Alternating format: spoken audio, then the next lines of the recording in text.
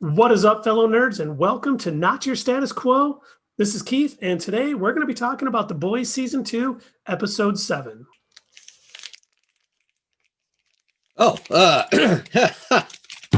Hey, I'm Doug, and if you enjoy this video and you want to see more, make sure you hit like and subscribe. Where's that almond joy? And I'm Dave. Thanks for watching, and don't forget to hit the bell to be notified of future content. Now get ready. We're going to talk until somebody's head explodes.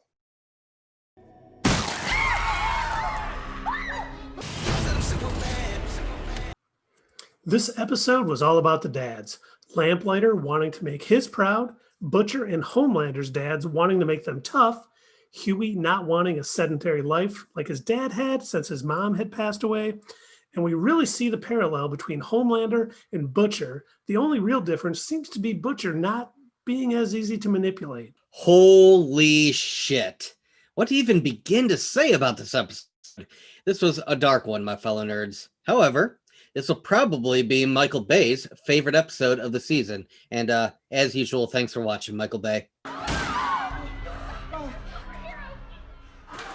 So like Keith just said, the major themes of this episode are fatherhood, and being a badass man to make your daddy proud, and of course, the cycle of violence.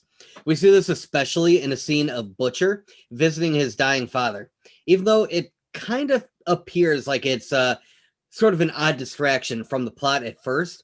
The scene actually ties into several other character moments, and I'd say it's basically the backbone. This is even clearer in two scenes with Lamplighter. One where he tells Hughie about his past. He explains that it was his father, as he puts it, so proud, my son's a soup. And later, while he's on a rescue mission with Hughie, which we'll talking more about that in a bit, he says, I just wanted to make my dad proud. Nothing seems to be safe in this episode. It's a little like watching South Park. I mean, on South Park, they parody real life, showing its ridiculousness. There's so many parallels in this show to real life, but they're not presented as parody. I hope that the message is not missed. But anyway, diving in, Annie's mother is a clueless, useful idiot for Vought, unknowingly leading Vought to Starlight. She has good intentions, but she still thinks everything is on the up and up, and she can't see through the BS, even though Annie repeatedly tells her it's not all it's cracked up to be. Annie is also losing her faith over the lie about Compound V. Will she ever get it back? Or will her journey against Vought leave her scarred for life? She could end up more like Butcher than she would have thought possible. The fact that Vought was holding her mom hostage to use her to locate Starlight was so well done. When Hughie actually opens that door to find Annie and she's there, I was shocked. I was pretty positive that Hughie wasn't going to find Annie. I thought she was going to be in a completely different location, but I certainly did not expect her mom, and it fit so well. And did you see the look when they saw each other, Hughie and Annie? They're back together just like I predicted. Okay, Dave. During the rescue, Starlight's mom calls Hughie that sweaty young man from Believe, as that was actually the first time that she met Hughie back in season 1. Also, not to detract, but I do want to bring up one thing that we did forget to mention. In the very beginning of this episode, kind of tying back into one of our themes of the whole repeating the cycle of violence and everything like that, and some of the stuff that Stormfront ends up doing. The guy that slowly gets radicalized in the beginning, he was actually played by Charlie Kuntz, who, for those of my fellow nerds who used to watch Community, you'll know him as Fat Neil from the D&D episodes. Finally. But they are guarded by a mysterious and beautiful elf maiden who seems drawn to Mar. Oh, okay. Well, I explained that we need a Pegasus, and I don't know, promised to fill it up before we bring it back. Mallory and MM visit Dr. Vogelbaum, where she tries to convince him to testify against Vought. He hears her out, but then tells her that, and I quote, some things are more important than the right thing, end quote. As they leave, she tells MM that she can get him and his family to Nicaragua safely, and he would be out forever. MM really wants to finish the job, and I got a really bad feeling about that decision. But Mallory reminds him that it will never end. While Mallory's methods are ineffective to get Vogelbaum, Billy shows up and provides a little more persuasive argument. Another example of either side doing or saying whatever it takes to get the job done. And okay, I personally found this hilarious, but in true Butcher fashion, he ends up driving across the grass at Vogelbaum's circle driveway. I mean, just totally piles right over it. And then once he's inside, Vogelbaum reminds us of Homelander's upbringing, which we actually saw glimpses of in the first season. Jonah tells Butcher that Homelander was sweet once, back when he was 5 or 6, but that wasn't what he needed. That wasn't what Vought needed. So he went to work on him, which, again, we saw a couple of glimpses of what exactly that actually meant. Vogelbaum seems unfazed as he says this. He mostly comes off as a father figure to Homelander, even calling him John back in season 1. In a way, I guess his working on John to turn him into Homelander, it's almost identical to the backwards reasoning that Butcher's father used, which we'll be talking about in a minute here. But yeah, really messed up, this whole father thing. Butcher is the way he is due to an abusive upbringing by his father. He blames his dad for Lenny killing himself, whom he sees a lot of in Hughie. However, Sam Butcher sees it different. He thinks he was doing Billy a favor, making him into a strong man. His mother is sad by what has become, though, which we find out towards the end of the episode. And it's why she called Billy to see his father for one last time. She wanted Billy to see what he had become and to hopefully break the cycle of violence.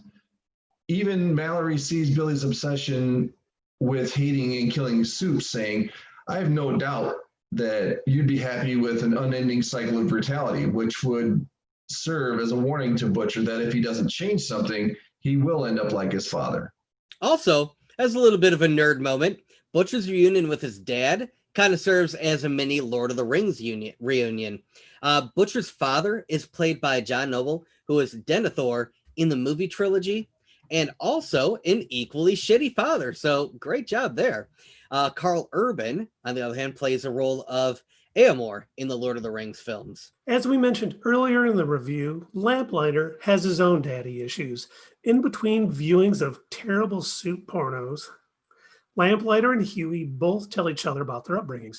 Hughie says he was resolved to take action and do something with his life, unlike his father.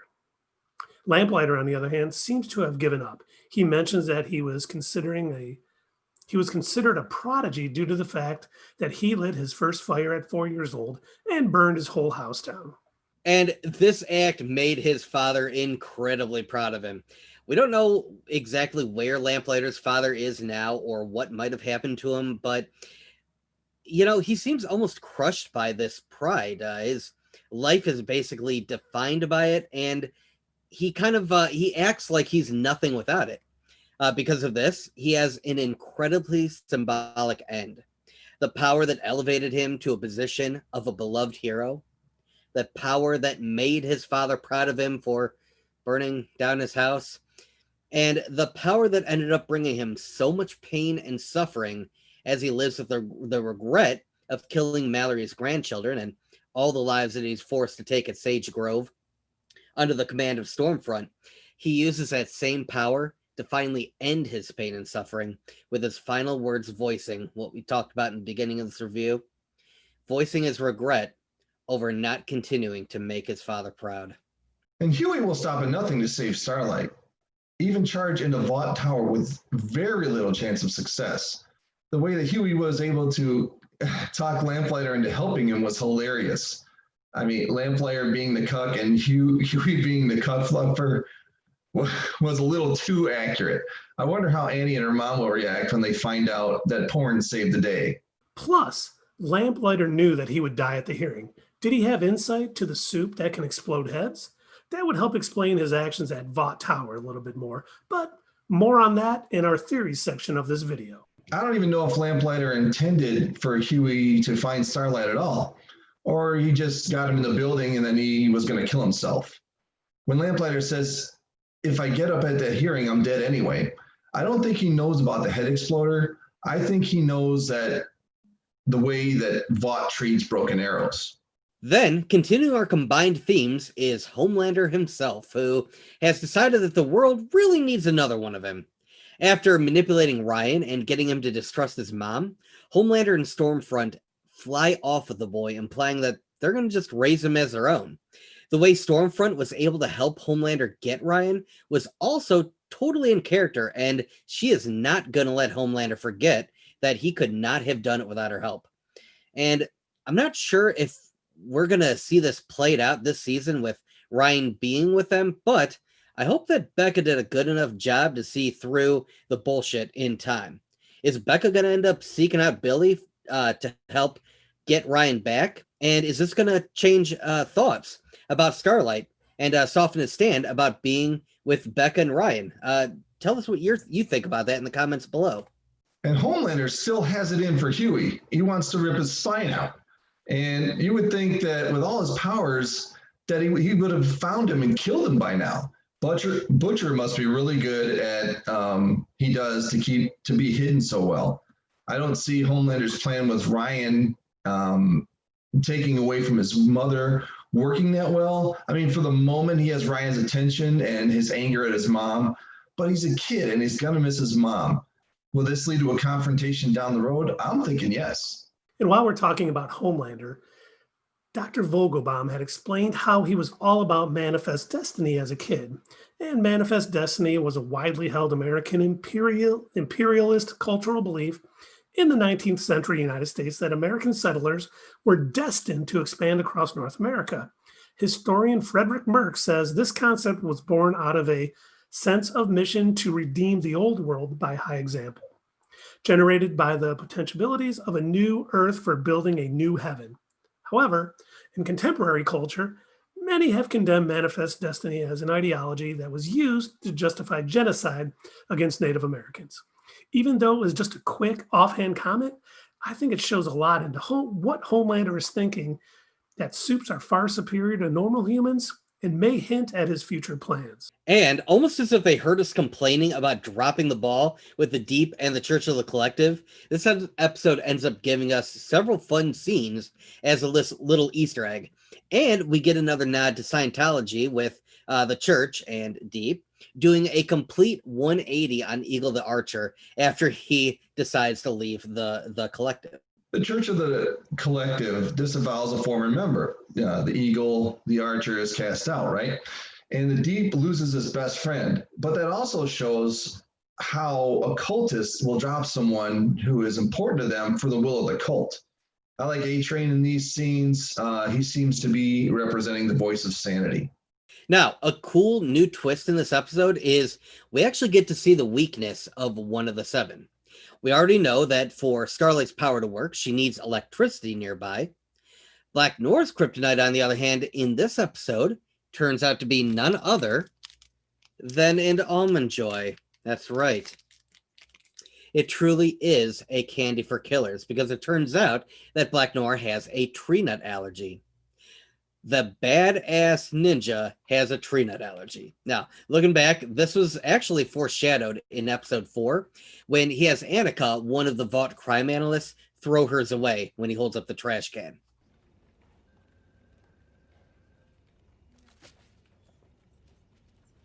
Speaking of our favorite ninja soup, Starlight goes toe-to-toe with Black Noir twice in this episode, and both times she gets her ass handed to her. I wonder if she's going to get around 3. And this episode brought up a couple new theories that we're now going to share with you. The first being, I believe Vought is going to try and bring Lamplighter back to life. They tried this in the comics, and while he was technically alive, he really couldn't think for himself and really just shat himself all day long. I think they're going to try this since they need 1 million soups for their war, and Sage Grove wasn't overly successful. I also think that a soup from the Church of the Collective is doing the head exploding on people. The leader said there would be openings in a 7, and Shockwave was one of the ones that was killed, making room for A-Train back in the 7. And I really think the Church of the Collective wants their brainwashed people back in the 7 to spy, and A-Train doesn't seem to be buying their crap, so maybe he reaches out to the boys since the 7 and the Church of the Collective are both messed up, especially when they find out that Stormfront is the real head of Vought. which Dave theorized about in last week's video. I don't think so, Keith. Combo breaker. Because here's what I actually think. I think that Stan Edgar is secretly a soup, and I think he might actually be the one that's popping the heads, not Alistair Adana or any other collective member. Now, you want to know my reasons?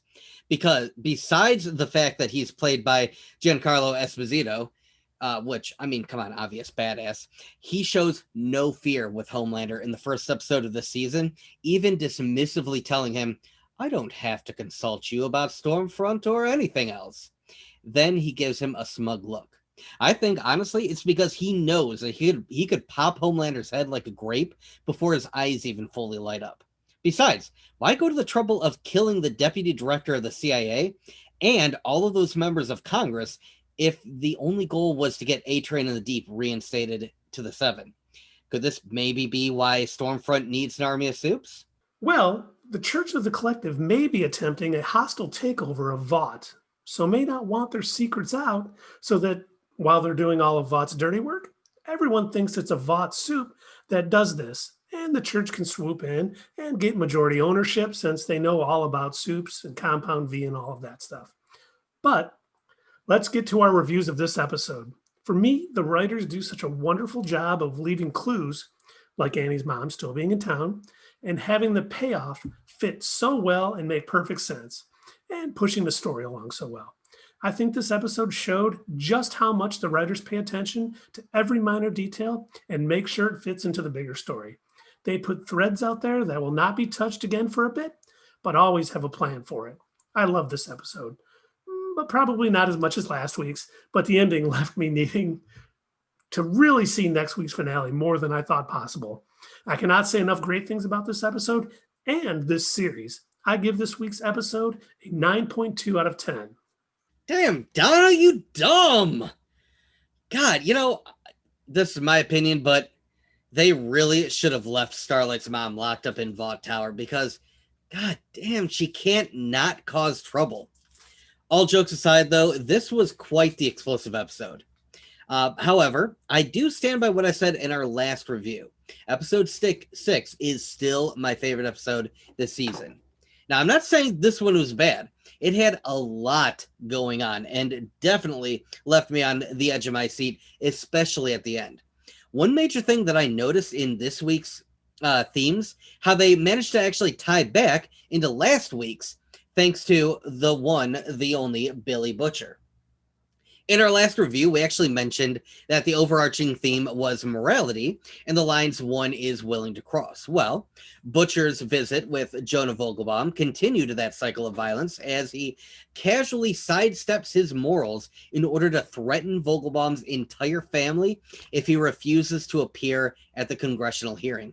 Then he just sits there and he sips his tea with one of the most sinister looks I have ever seen. So to wrap this up, The Boys Season 2, Episode 7 was another entertaining episode, all the way up to the end when heads started exploding, with blood and brain matter spraying everywhere. Once again, the boys have to watch as everything they worked so hard to accomplish just completely goes to shit. How many times are they going to have to keep doing this? How long until anything they do actually seems to matter? So honestly, I cannot wait to find out next week with the season finale. Hopefully, they don't leave us with too big of a cliffhanger. I give this episode a 9 out of 10. Boom.